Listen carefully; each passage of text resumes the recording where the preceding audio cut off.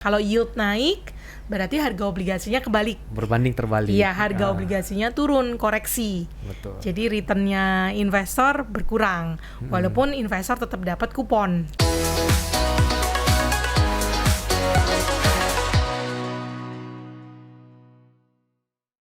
Hi great people and Sobat Makmur. Jumpa lagi di acara Liquid, ngobrol lika-liku investasi dan reksadana.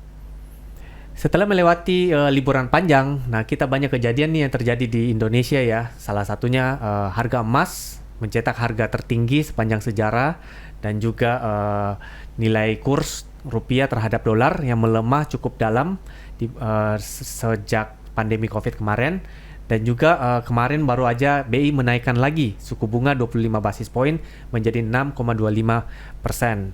Nah, sebenarnya apa sih dampaknya ke dalam kehidupan kita sehari-hari ini, dalam investasi kita, dan apa cara kita untuk menyikapi dari kejadian tersebut? Nah, kita akan bahas semuanya di tema Liquid kali ini. Suku bunga naik, gimana nasib reksadana? Nah, bersama narasumber kita yang hadir pada hari ini, Mbak Yekti Dewanti dari Divisi Investment BNI Asset Management.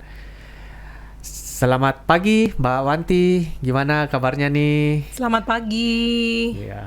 Alhamdulillah kabar baik. Ya, ini liburan kemarin ini panjang, kemana aja nih pas Lebaran? Kalau liburan Lebaran ya pasti balik ke rumah orang tua ya. Ke rumah mertua, ke saudara, keliling aja. Di mana? Di Surabaya dan ke Gresik juga. Oh, jauh juga ya Timur, dari sini. Jawa Timur. Wah, mantap ya. Ya, setidaknya lebih menarik lah daripada liburan saya ya. Yang di rumah aja. Sebelum nanti kita banyak bertanya dan diskusi mengenai pasar dan bagaimana dampaknya suku bunga, mungkin saya sedikit pengen menanyakan nih mengenai Makmur, karena kan Makmur ini adalah salah satu mitra dari Apert, agen penjual reksadana untuk BNI Asset Management. Kira-kira boleh dong diceritain sedikit mengenai Makmur, kemudian apa perbedaan atau kelebihan Makmur dibandingkan dengan fintech-fintech lainnya? Oke, siap. Sebenarnya mau sedikit, ini mungkin agak panjang nih kayaknya. Jadi Makmur itu memiliki visi ya. Jadi mungkin aku mulai dari Makmur itu platform investasi reksadana yang berbasis online, dan Makmur memiliki visi untuk membantu dan memajukan generasi sadar investasi di Indonesia dengan menggabungkan teknologi informasi dan metode investasi kuantitatif. Jadi ini salah satu visi kita, dan di Makmur ini sebenarnya banyak fitur-fitur yang memudahkan kita para penggunanya dalam berinvestasi reksadana. Bahkan institusi pun bisa investasi reksadana. Kita ada fitur Makmur Bisnis.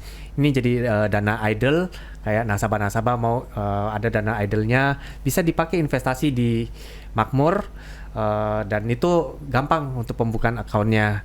Ada juga macam-macam fitur lainnya seperti reksadana populer. Di sini kita bantu filterkan dari investasi yang mulai dari 10.000, ada yang dana kelolaan di atas 1 triliun, dan juga reksadana yang basis USD, ada yang reksadana bagi dividen. Kita kategorikan semua di situ. Ada juga yang mode syariah. Jadi di sini salah satu cara simple dalam memfilter reksadana. Jadi di Makmur kan banyak ya, ada banyak reksadana, dan kalau diaktifkan mode syariahnya, ini yang tampil nanti cuma reksadana syariah aja. Jadi ini salah satu mode fitur Makmur ya. Di sini juga ada Mafis, itu robo advisor yang akan memudahkan nasabah dalam hal memilih reksadana sesuai dengan profil risikonya. Jadi dibantu advice lah. Tapi nasabah nggak wajib ikut juga. Kalau misalnya mau beli a la carte lah istilahnya, ada namanya investasi manual, ya udah sisa pilih aja reksadananya gitu. Di Makmur juga ada Mafis GPT. Jadi kalau kita sering dengar mungkin Chat GPT, nah ini ada Mafis GPT. Jadi nasabah-nasabah yang pengen tahu tentang investasi atau reksadana bisa nanya-nanya ke Mafis GPT. Nah ini salah satu keunggulan di Makmur ya, ada fitur-fiturnya. Juga sebenarnya ada beberapa lagi sih, kayak contoh kita ngobrol fintech ya, fintech itu tidak lepas dari risiko-risiko kebocoran data lah, dan itu rentan terjadi di yang basis online ya. Nah, nah di Makmur kita sudah bersertifikat ISO 27001 tahun 2013 itu yang mengatur tentang Information Security Management System atau ISMS. Dan saat ini kita sedang proses untuk standarisasi ke ISO yang versi 2022. Nah ini lebih mengatur ke information security, cyber security, dan privacy protection. Jadi ini demi keamanan nasabah semua. Jadi Makmur memang prioritaskan ini gitu. Dan juga dalam hal pemilihan reksadana di Makmur ini sudah terkurasi, manajer investasinya juga yang tersedia di Makmur itu sudah terseleksi dengan ketat ya. Terus ya kalau dari testimoni beberapa nasabah sih tampilan Makmur ini dibanding upper fintech lainnya lebih simple dan nyaman buat mereka sih. Jadi mungkin itu sih yang aku bisa share kalau misalnya dibandingkan dengan upper fintech lainnya ya. Gitu. Wah, menarik sekali ya. Ini ternyata banyak sekali fitur dan kelebihan yang dimiliki oleh Makmur gitu. Nah, kira-kira saat ini tuh produk-produk reksadana BNI Asset Management apa saja nih yang sudah dipasarkan di Makmur? Sebenarnya ada banyak ya, ada 10. Ada dari pasar uang, BNI Dana Liquid, BNI Lancar Syariah. Terus masuk di reksadana fixed income kita ada BNI Short Duration Bond dan juga ada BNI Quality Long Duration Bond Fund, dan juga kita ada yang syariahnya ya BNI Pendapatan Tetap Syariah Ardani. Kemudian masuk ke basis saham kita di sini ada BNI High Dividend 20, ada BNI Index 30, Index Growth 30 juga ada, dan juga ada BNI AM Tickwood, ada juga yang versi syariahnya BNI AM Index Syariah Growth. Jadi ada total 10 ya. Itu kurang lebih seputar Makmur ya. Nah kita kembali lagi ke topik pembahasan kita hari ini. Boleh tolong dong dijelaskan terkait kenapa sih kemarin Bank Indonesia itu menaikkan suku bunga? Oke. Jadi salah satu penyebab kenapa Bank Indonesia menaikkan suku bunga ini tentunya adalah untuk menjaga stabilitas dari nilai tukar rupiah terhadap US dollar. Karena kita tahu sebelum libur lebaran, long holiday kemarin itu memang pergerakan mata uang di regional dan global market itu cenderung ada pelemahan terhadap dolar indeks, termasuk Indonesia rupiah. Dan after libur lebaran, setelah dengan banyak kehebohan terkait dengan Middle East tension ya kan, dan data Geopolitik inflasi geopolitik dan data inflasi yang ternyata masih stubborn. Nah itu mengakibatkan rupiah setelah libur panjang itu makin mengalami pelemahan sampai ke level 16.200 sampai 16.300 gitu. Nah inilah yang menyebabkan kemudian BI memutuskan untuk melakukan kenaikan suku bunga, karena mereka sudah berusaha mempertahankan dengan melakukan intervensi di pasar. Namun ini perlu memberikan gesture atau sinyal lebih kepada pelaku pasar bahwa BI itu masih punya banyak amunisi. Salah satunya adalah mereka bisa melakukan action untuk naikin suku bunga untuk mempertahankan rupiah. Cuma ini aku kepikir ya, kemarin sempat BI naikkan suku bunga. Sebenarnya kayak kursnya belum sempat langsung turun ya, kayak masih bertengger cukup lama di 16.200, dan memang beberapa hari terakhir memang udah turun ya di 16 ribuan. Itu cuma belum tembus ke angka 15.000 lagi nih. Nah ini mungkin kedepannya bakal dinaikkan lagi suku bunga atau gimana nih menurut Mbak Wanti? Iya, jadi kalau kita ngelihat pada hari pengumuman BI menaikkan suku bunga, itu sebenarnya rupiah sempat menguat tipis gitu, sempat menguat tipis beberapa poin, walaupun memang dampak dari kenaikan suku bunga itu nggak langsung serta-merta, tapi kelihatan gesture positif yang diterima market itu bahwa BI itu punya amunisi untuk mempertahankan nilai tukar, sehingga kalau dilihat sekarang dari 16.200-an itu rupiah sudah relatifly agak menguat ke poin 16.050 walaupun masih di level 16 ribuan ya. Kalau rupiah sendiri apakah masih ada potensi bisa menguat kembali ke level di bawah 16.000 atau ke level 15.000? Tentunya potensi itu ada, sangat besar. Karena kalau kita lihat sekarang itu pelemahan rupiah itu lebih disebabkan satu adalah karena tren penguatan dolar indeks dan pelemahan mata uang. Jadi yang melemah itu nggak cuma rupiah, tapi semua mata uang di negara-negara global itu semua mengalami pelemahan. Bahkan pelemahan rupiah itu termasuk yang relatifly bisa terjaga dibandingkan dengan beberapa mata uang negara lain tuh yang melemahnya lebih signifikan. Itu satu. Jadi ini memang benar-benar faktor dari risiko pasar global yang menyebabkan pelemahan. Sehingga kalau kondisinya sudah relatifly mereda, misalnya mereda dengan apa? Faktor misalnya risiko Middle East-nya mulai mereda, kemudian ataupun ekspektasi dari high for longer ternyata mulai berbalik karena kemarin data jobs report dari US sudah dirilis dan ternyata tingkat unemployment rate-nya jadi naik nih dari 3,7 ke 3,9. Nah itu artinya kan bikin ekspektasi bahwa oke, suku bunga memang sekarang masih tinggi, namun ke depan tetap ada potensi untuk turun. Nah tentunya hal ini juga akan bikin sentimen positif kembali ke rupiah. Itu satu. Kedua, faktor seasonality. Faktor seasonality karena kemarin kita memang banyak melakukan impor untuk kebutuhan BBM ataupun kebutuhan konsumsi dalam negeri karena seasonality lebaran gitu. Ya, banyak keluar negeri juga ya. Iya, banyak yang libur jadi semua keluar negeri gitu. Nih jangan-jangan Mas Ben juga keluar nih. Di rumah. Oke, di rumah. Oke, jadi tentunya itu juga akan meningkatkan demand atas dolar. Nah, demand dolar ini meningkat juga karena ada seasonality juga pembayaran dividen. Jadi selain impornya naik, pembayaran dividen plus sektor mining penyumbang devisa kita untuk ekspor. Kemarin tuh banyak RKB-nya belum dirilis. Jadi mining itu baik batu bara, nikel tuh jadi ada batasan ekspornya. Nah, ketika demand US dollar kita naik, sedangkan pendapatan devisa dari ekspornya lagi melambat gitu. Jadi kalau faktor seasonality ini sudah lewat, global risk-nya ini, kami rasa rupiah fair value itu bisa kembali di bawah 16.000 gitu. Siap. Oke. Ini juga mungkin ini ya, banyak yang jual rupiah beli barang fisik kali ya, kayak emas, sehingga itu harganya tadi sempat mencetak harga tertinggi ya sepanjang sejarah. Jadi ya macam-macam lah yang dilakukan Bank Indonesia, salah satunya naikkan suku bunga itu ya. Oke, siap.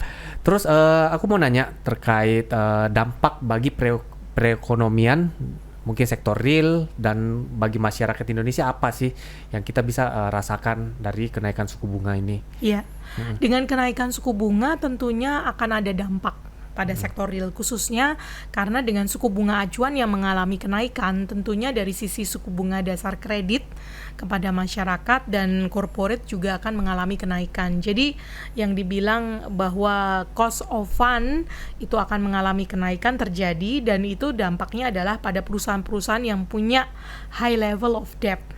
Mereka jadi punya biaya bunganya naik. Nah, kalau biaya bunga naik buat perusahaan berarti kan istilahnya laba mereka tergerus.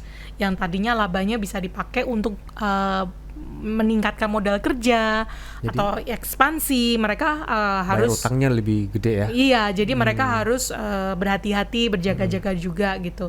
Jadi ini akan ada dampaknya. Atau ya dari mereka sendiri juga, suku bunga naik selain di corporate atau commercial institution yang mengalami cost of fund yang naik, untuk suku bunga kredit konsumtif juga ada potensi juga bisa mengalami kenaikan. Walaupun ini tetap tergantung kalau di level segmen konsumtif adalah supply and demand-nya ya, persaingan perbankan dalam mengucurkan kredit konsumtif. Tapi ada potensi juga bisa naik sehingga akan berdampak juga kepada individual gitu.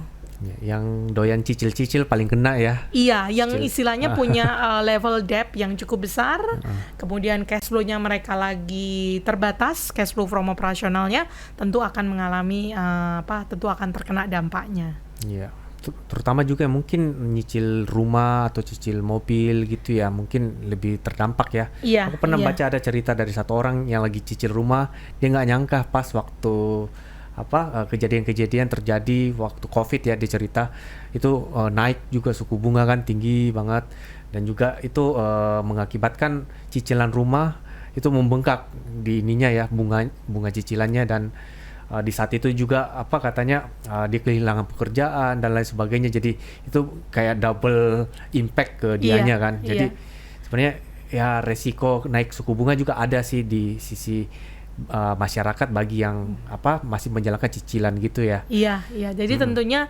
buat masyarakat atau ya kita tentunya harus bisa merencanakan keuangan ya, Baik. perencanaan keuangan. Walaupun Betul. kita sekarang sudah lagi bekerja atau bisnisnya lagi, yang punya bisnis ya lancar bisnisnya dengan cash flow yang bagus. Tapi kan kita nggak ngerti kondisi ekonomi ke depan. Jadi lebih baik kita berjaga-jaga, Betul. menyediakan dana cadangan, urgent, supaya kita bisa menghadapi kondisi ekonomi apapun yang terjadi, misalnya di PHK itu kita udah siap gitu. Karena sudah ada perencanaan keuangan dan udah ada tabungan investasi. Ya, dana darurat gitu ya. Iya, dana Siap. darurat tuh perlu ada karena juga nggak baik juga kalau kita terlalu banyak porsi hutang juga kan, karena artinya Betul. biaya bunga tercekik dengan biaya bunga ya, biaya bunga bank. Jadi lebih baik balance. Betul. Oke, mungkin ke pertanyaan selanjutnya ini aku pengen nanya sih terkait, kalau tadi kan ke sektor real ya dan dampak ke masyarakat. Mungkin kita bisa bahas tentang di sektor iklim investasi pasar modal nih, khususnya di Indonesia ya. Jadi naik suku bunga, apa dampaknya di pasar modal Indonesia, khususnya juga pasar reksadana, mungkin bisa dijelasin juga. Iya. Silakan. Baik, kalau untuk kenaikan suku bunga ini terhadap pasar modal ya, sebenarnya kalau dilihat pasar modal kita karena adanya risiko global yang sangat meningkat karena adanya kenaikan risiko geopolitical dari Middle East dan juga karena ada tone high for longer dari Amerika, itu memang menyebabkan pasar modal itu mengalami koreksi, baik pasar saham maupun pasar obligasi. Jadi setelah libur panjang kemarin kita masuk, kita menghadapi market langsung koreksi, di mana obligasi koreksi, level yield tenor 10 tahun tuh sempat ke level 7,15 7,2. Wow, tinggi sih. Iya, dan karena rupiahnya juga melemah. IHSG itu sempat memang melemah ya, menjelang menuju level 7 ribuan ya dari level sebelumnya. Jadi ini koreksinya memang cukup signifikan karena risiko pasar global, rupiah melemah, dan dengan kenaikan suku bunga justru sebenarnya karena tone-nya itu adalah untuk mempertahankan dan menjaga stabilitas rupiah, cenderungnya itu dianggap cukup positif di market. Jadi walaupun suku bunganya mengalami kenaikan, tapi untuk di pasar modal sendiri karena rupiahnya menjadi lebih ada pertahanannya, kemudian rupiah kembali menguat. Kalau dilihat sekarang kondisi pasar modal risikonya agak kembali mereda gitu. Kelihatan untuk pasar obligasi yield tenor 10 tahun tuh sudah turun lagi di bawah 7. Dan sangat cepat ternyata pergerakannya udah di level 6,8, 6,9. Jadi harga obligasinya naik tuh. Jadi karena Rebound karena ada kemarin suku bunga naik itu mungkin orang bilang nggak ada dampaknya nih, tapi karena ketahan rupiah pelemahannya, terus ditambah ada beberapa data-data US yang negatif untuk job market sehingga bikin ekspektasi cut rate ada lagi. Nah itu bikin kemudian malah Ambil momen. Iya, malah rupiahnya menguat dan pasarnya jadi sekarang lebih kelihatan lebih baik, walaupun kita ngelihatnya secara ini kita masih berhati-hati, tapi kelihatan risiko pasarnya agak mereda gitu. Ya, mungkin Mbak Wanti bisa jelasin dikit lah terkait, mungkin ada beberapa yang nasabah itu belum tahu korelasinya suku bunga naik itu pengaruh ke yield itu apa dan pengaruh ke harga obligasi itu apa. Jadi kadang kok suku bunga naik kok harga obligasi terkoreksi, biasa kayak gitu kan. Tapi kalau terkoreksi ada faktor kalau memanfaatkan rebound, dan ada faktor view positif ke depan itu yang kemarin sempat menaikkan kembali lagi harga obligasi. Nah itu bisa mungkin dijelaskan. Oke, baik. Kalau dari sisi suku bunga sendiri dampaknya, jadi kalau dilihat ada dua dampaknya ya. Kita melihatnya bukan on positioning, tapi melihat ke tren.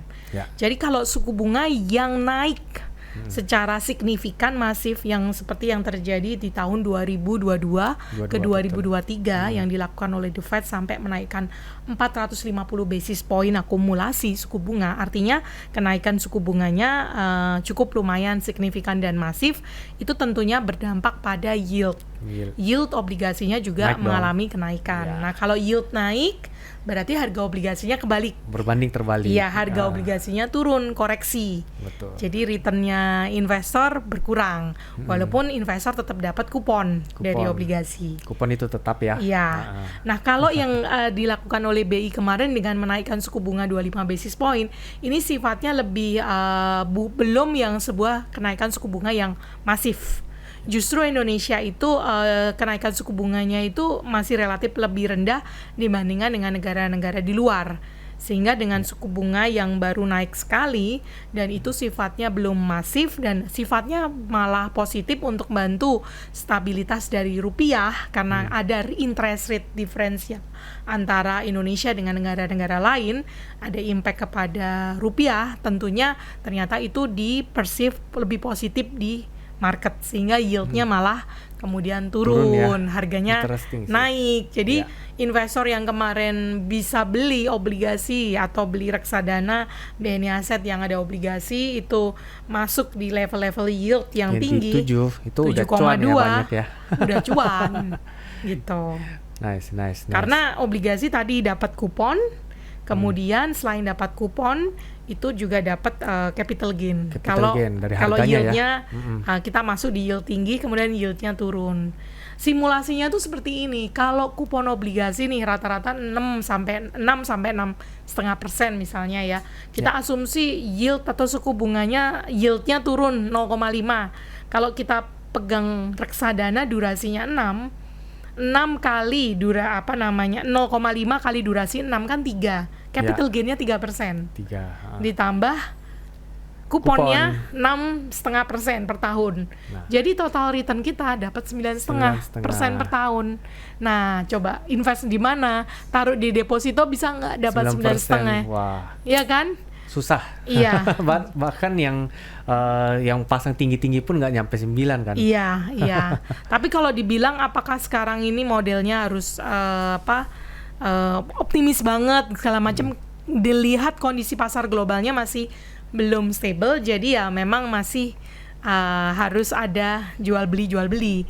Nah, itulah yang dilakukan oleh fund manager yang mengelola reksadana fixed income.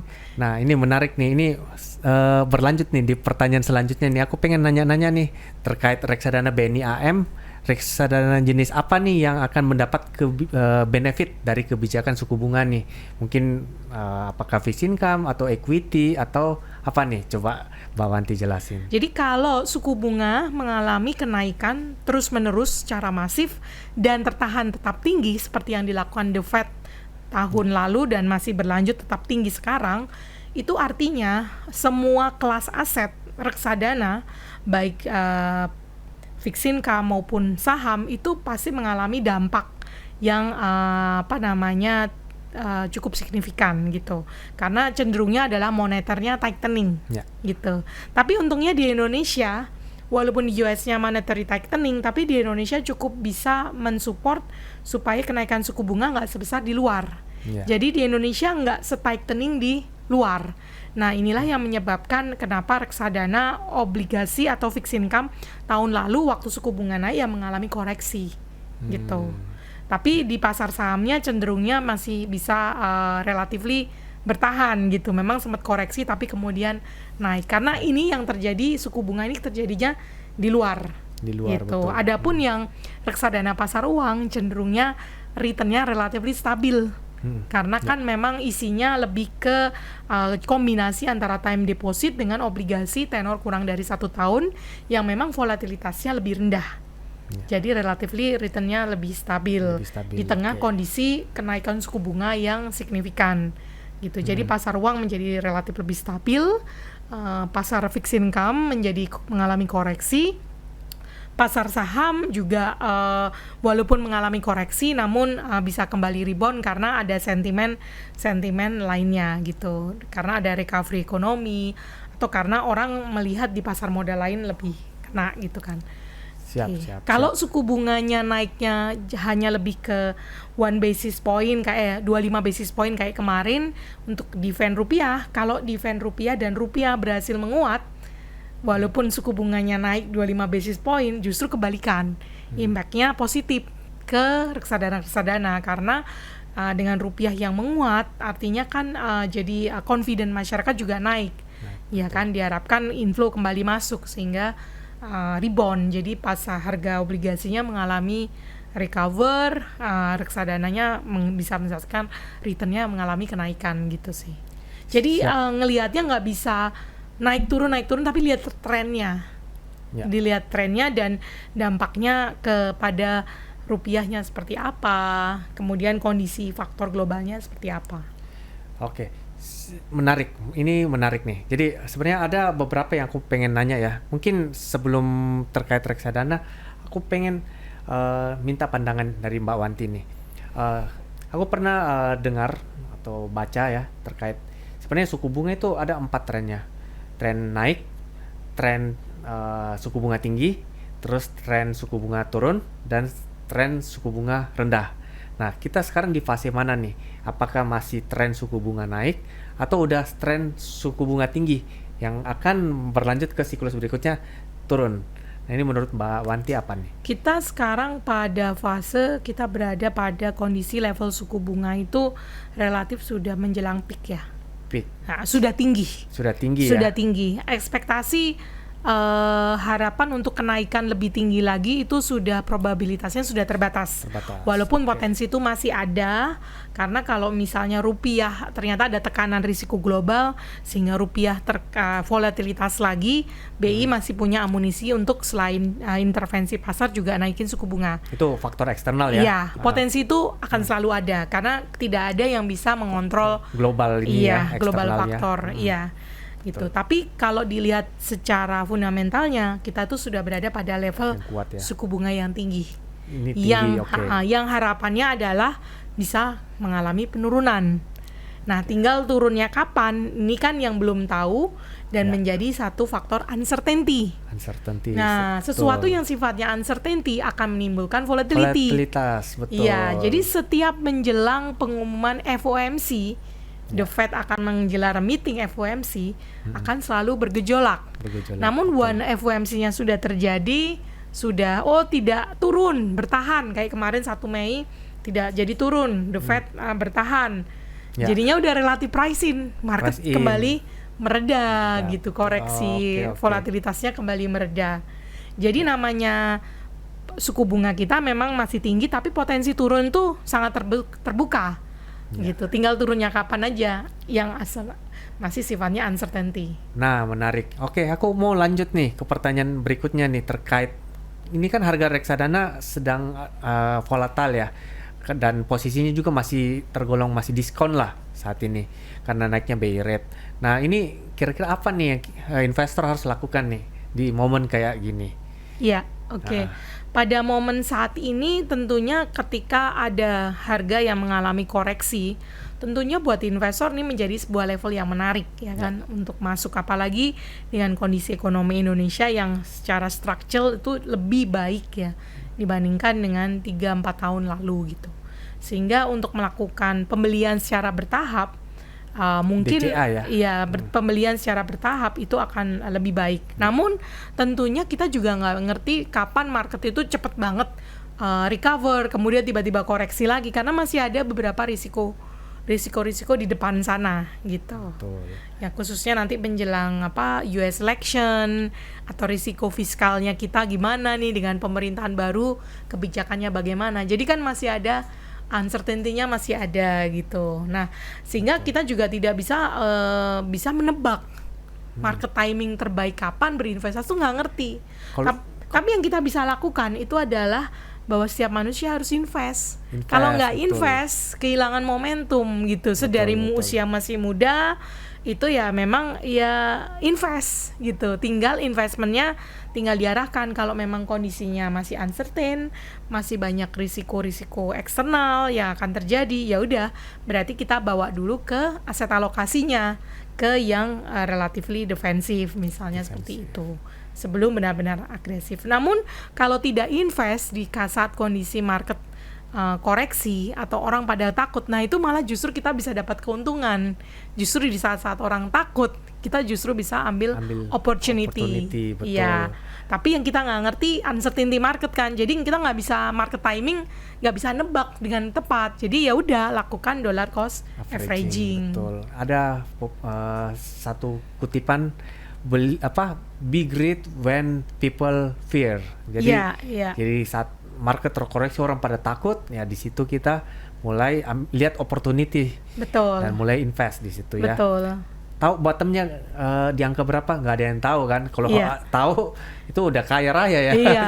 Masalahnya nggak ada yang tahu. Nggak ada yang miskin, semua kaya. Nggak ada yang tahu bottomnya berapa Iya, kan. iya. Betul. Nah, melanjuti pertanyaan berikutnya terkait kalau misalnya udah terlanjur heavy nih udah dapat di harga tinggi nih untuk reksadana indeks ya. Nah, apa yang kita harus lakukan nih? Udah all in di atas, oh ternyata masih turun. Wah, udah nggak ada amunisi lagi nih. Apa yang kita harus lakukan? Oke, kalau kondisi ini adalah kita sudah beli reksadana, kemudian kita berada di level yang tinggi ya. Tinggi, yes. Oke, sepanjang kita yakin bahwa reksadana yang kita beli itu underlying-nya, kalau indeks kan bisa dilihat isinya apa saja ya. Dan kita lihat nih saham-sahamnya, perusahaannya ada nih, ya kan, Bank BCA operasi. Kalau kita ke cabang bagus ya kan, Yes. Mandiri juga, BNI juga, kemudian ke Telkomsel kita masih pakai Iya, betul. untuk pakai data ya kan. Jadi untuk makan consumer good juga kan kita masih beli barang-barang grocery itu di Alfamart ya kan, Indofood, ICBP. Jadi sepanjang isinya itu kita tahu dan ini perusahaannya masih berjalan normal, ya kita nggak usah khawatir Ya, gitu. toh memang untuk long term ya. Iya, karena kan kita berpikir juga investasi untuk long term. Ya. Kalau ada uang masuk, gajian masuk misalnya, atau uang bisnis masuk, ada lebihan, boleh buat untuk lakukan dollar cost averaging. Jadi cost price-nya jadi turun, ya kan, betul. untuk lakukan itu. Tapi kalau belum ada uang baru, ya pilihannya adalah satu adalah menunggu dulu sampai dengan kondisi sudah mulai recover, karena kita yakin isi saham-saham di dalam reksadana indeks itu adalah saham-saham berfundamental baik gitu. Betul. Ini sebenarnya sisa tunggu momen aja kan. Soalnya tekanan yang buat ISG turun ini sebenarnya dari asing kan ya. Tiap hari kan keluar dari market Indonesia karena mau ke safe haven aja dulu nih, aset-aset yang dalam bentuk fisik atau yang aman-aman dulu. Nah, once mereka balik, justru kita udah mulai masuk di harga-harga yang murah, udah price in, udah ambil posisi lah. Dan ketika masuk itu kan jor-joran juga tuh, berapa triliun masuk net foreign buy nantinya, itu yang akan membuat kita dapat capital gain yang lumayan ya nantinya. Betul. Tapi kapan masuknya itu yang mungkin belum kita tahu ya, kapan. Uncertainty itu selalu ada. Selalu ada, oke. Tapi kita melihat sebuah level market sedang koreksi itu adalah opportunity. Opportunity, benar. Karena kita tidak tahu kapannya, jadi kita nggak mungkin bisa timing the market secara benar. Betul. Jadi ya kita lakukan investment itu sesuai perencanaan keuangan kita. Ya. Kita lakukan pembelian bertahap. Gitu. Asal jangan dana darurat ditaruh di reksadana Iya. saham ya, itu salah Iya, ya. iya. Dana darurat tetap di yang yang stabil kayak reksadana pasar uang gitu Betul, ya. betul. Soalnya kan sewaktu-waktu mau butuh ya udah sisa cairin gitu ya. Betul. Ya. Oke. Mungkin ini aku mau boleh mungkin di-sharing sedikit terkait suku bunga ke depannya. Kira-kira menurut Mbak Wanti itu di posisi tinggi ini akan kira-kira berapa lama lah? Kalau misalnya kayak ISG kapan rebound itu kan nggak ada yang tahu ya. Kalau misalnya suku bunga mungkin dari berbagai indikator dan kejadian-kejadian yang terjadi di Indonesia maupun di luar, walaupun kita nggak bisa kontrol, tapi kira-kira menurut Mbak Wanti berapa lama nih kira-kira BI akan mempertahankan di 625 nih suku bunga? Apakah mungkin sampai akhir tahun atau mungkin akhir tahun bisa balik lagi nih ke 6% atau turun bahkan ke 5 point something gitu? Iya. Silakan. Untuk posisi suku bunga ya, kalau dilihat BI itu kita ngelihatnya adalah untuk suku bunga ini terkait dengan inflasi. Kira-kira oke. inflasi masih kejaga atau meningkat atau kejaga. Kalau misalnya tidak ada kenaikan BBM subsidi, berarti kan harusnya inflasi masih ke manage. Ya. Sehingga dari sisi suku bunga juga masih ke manage. Kemudian yang kedua, kalau dari sisi dampak nilai tukar nih. Kalau nilai tukar tidak ada risiko pasar global yang signifikan, nilai tukar sudah bisa mereda risikonya, Dan kita sudah melewati seasonality pembagian dividen, pembayaran kupon sama bunga obligasi, dan juga seasonality kebutuhan import yang besar sudah terlewati kan kemarin, dan malah sekarang RKB udah dibuka, ekspor udah naik lagi. Jadi kita melihat potensi menuju kuartal 3 ke 4 itu rupiah harusnya cenderungnya menguat. Nah, kalau kondisi seperti itu tentunya BI udah inflasi oke, rupiah stabil, tentunya tidak ada kepentingan signifikan untuk menaikkan suku bunga. Itu. Nah, kondisi menaikkan suku bunga sangat dibutuhkan ketika ternyata eksternal faktornya meningkat. Iya, yang kita nggak bisa kontrol. Ya, yang kedua itu yang resiko kita lihat lagi selain eksternal faktor dari Middle East maupun high for longer dari US rate maupun election US, itu domestiknya adalah arah atau direction dari pemerintah yang baru. Nih, karena kan orang takut pemerintah baru ini cenderungnya lebih agresif. Kemudian dari sisi expenditure, walaupun itu sebenarnya sangat bagus dan sangat dibutuhkan oleh ekonomi kita, karena daya beli itu masyarakat masih belum mengalami pemulihan signifikan gitu. Kemarin kuartal 1 daya beli agak kelihatan bagus, GDP crude naik ya lebih karena ada gaji ke-13, ada THR gitu kan, ada uang election ya kan. Tapi sebenarnya daya beli masyarakatnya masih lemah. Jadi kalau dilihat kuartal 2 ini harusnya melambat lagi kan, maksudnya pertumbuhannya. Jadi kalau dilihat memang itulah yang dibutuhkan masyarakat gitu, adanya expenditure dari government untuk nge-push ekonomi gitu kan. Namun itu ternyata jadi kekhawatiran, bagaimana nih fiskal defisitnya, apakah fiskal defisitnya itu melebar sangat signifikan, bagaimana mendanainya, hal-hal itu sifatnya masih uncertain. Tapi saya yakin pemerintah pasti punya strategi buat manage bagaimana bisa nge-push pertumbuhan ekonomi, tapi secara fiskalnya masih bisa dijagain gitu. Siap. Ya menarik sih, tadi ngomong sempat pemerintahan baru ya, jadi ada nggak kemungkinan nih di Q4 nanti kan setelah pelantikan nih, mungkin di bulan Oktober ya kalau nggak salah ya, pelantikan kan biasa jajaran kabinet semua menteri-menteri ditunjuk, dilantik, dan itu ada namanya kayak 90 hari kerja pertama kan ya, itu yang menteri-menteri akan dalam tanda kutip show off nih, gua kasih lihat nih kerja gua nih di 90 hari pertama, dan itu akan berdampak positif banget ke pasar modal. Justru kayak mau kasih lihat Indonesia makin naik dari sisi mungkin dari tingkat pertumbuhan ekonomi, dari IHSG-nya juga, mungkin dari macam-macam lah, mungkin neraca keuangan juga ada strategi-strategi khusus untuk menaikin. Nah itu kira-kira ada nggak menurut Mbak Wanti terkait itu?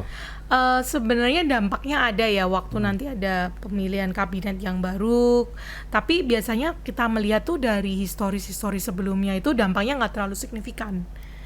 Paling kecuali gini, kalau yang hal positif mungkin ya ini ya di Persis Market positif, tapi nggak yang bagaimana.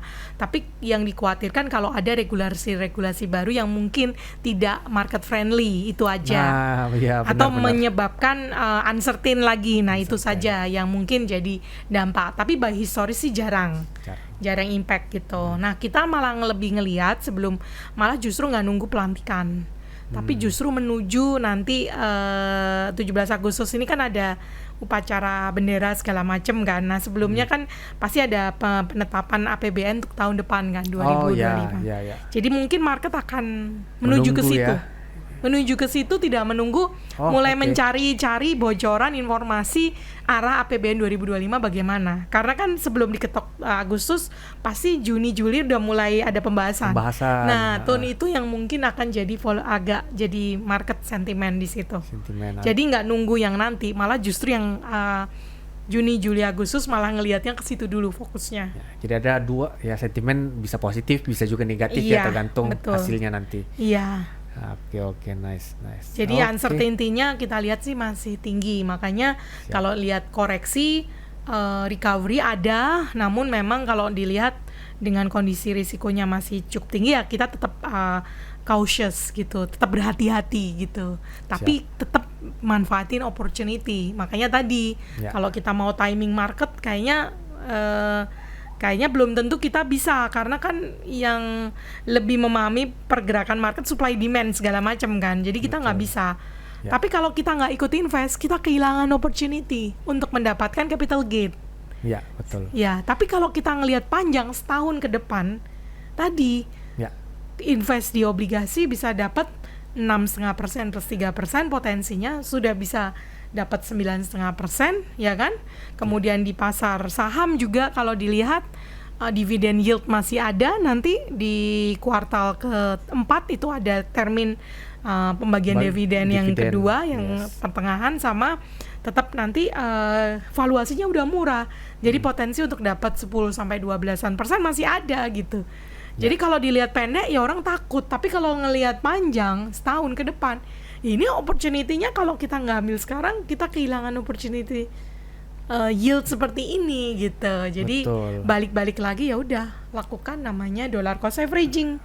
Akumulasi bertahap aja yang tidak agresif gitu. Ya. Jadi ini sekalian juga udah menjawab ini ya, kayak sikap kita apa sih yang kita akan lakukan ke depannya terkait suku bunga saat ini. Ya tadi ya investasi sekarang juga gitu. Ya kita nggak usah tunggu kapan bottoming, karena nggak ada yang tahu. Investasi aja sekarang. Tapi ada opportunity loh. Opportunity justru akan naik harganya kan. Apalagi kalau kita pegang setahunan kan gitu. Cuman ya itu tadi karena marketnya masih ini, tetap berhati-hati. Siap, oke. Wah, terima kasih banyak nih untuk sharing-sharingnya Mbak Wanti. Nah, mungkin sebagai penutup boleh dong nanti bisa kasih closing statement bagi great people dan Sobat Makmur. Silakan. Sobat Makmur, dengan kondisi market saat ini yang memang masih penuh gejolak, namun kita melihat ternyata valuasi sudah sangat menaik dengan level yield obligasi yang sudah mengalami penurunan, walaupun sudah mulai recover sedikit, namun kita lihat ada potensi, peluang untuk kita bisa mendapatkan return. Begitu juga di pasar saham.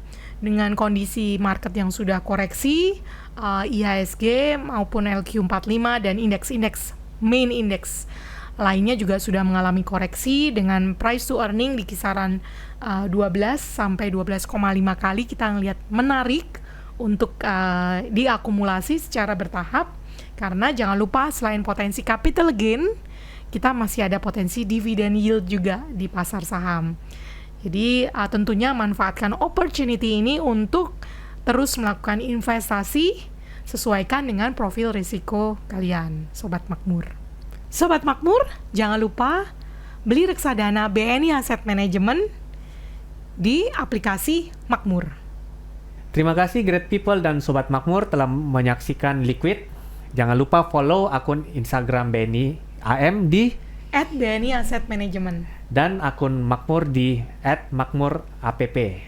Saksikan podcast lainnya yang nggak kalah seru di Spotify dan YouTube BNI AM. Better Future, Invest Now.